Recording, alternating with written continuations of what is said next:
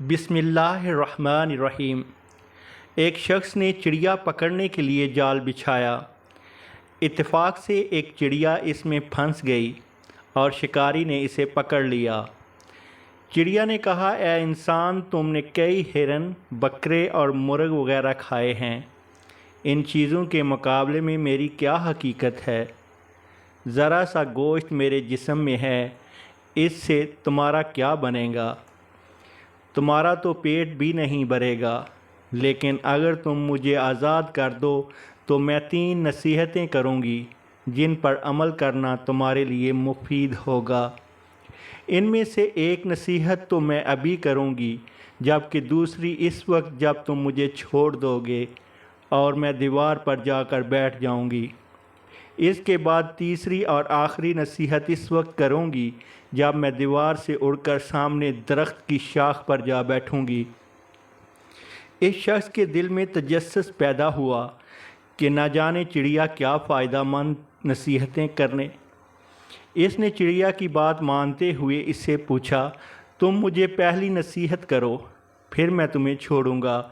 چنانچہ چڑیا نے کہا، میری پہلی نصیحت یہ ہے کہ جو بات کبھی نہیں ہو سکتی اس کا یقین مت کرنا۔ یہ سن کر اس آدمی نے چڑیا کو چھوڑ دیا اور وہ سامنے دیوار پر جا بیٹھی۔ پھر بولی، میری دوسری نصیحت یہ ہے کہ جو بات ہو جائے اس کا غم نہ کرنا۔ اور پھر کہنے لگی، اے بھلے مانس، تم نے مجھے چھوڑ کر بہت بڑی غلطی کی ہے، کیونکہ میرے پیٹ میں پاؤ بھر کا انتہائی نایاب پتھر ہے۔ اگر تم مجھے ذبح کرتے اور میرے پیٹ سے یہ موتی نکال لیتے تو اس کے فروخت کرنے سے تمہیں اس قدر دولت حاصل ہوتی کہ تمہاری آنے والی کئی نسلوں کے لیے کافی ہوتی اور تم بڑے رئیس ہو جاتے۔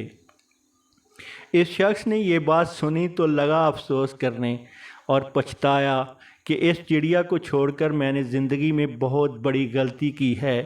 اگر اسے نہ چھوڑتا تو میری نسلیں سنور جاتیں۔ چڑیا نے اس طرح سوچ میں پڑے دیکھا تو اڑ کر درخت کی شاخ پر جا بیٹھی۔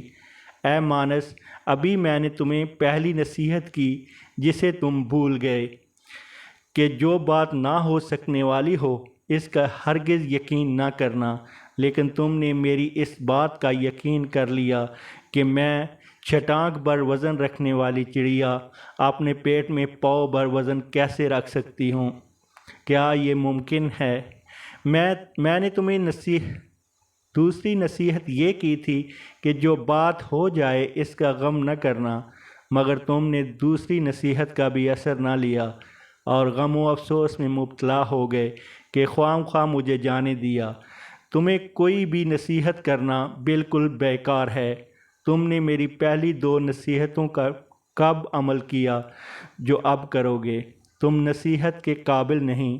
یہ کہتے ہوئے چڑیا پھر سے اڑی اور ہوا میں پرواز کر گئی۔ وہ شخص وہیں کھڑا رہا اور چڑیا کی باتوں پر غور و فکر کرتے ہوئے سوچوں میں گم ہو گیا۔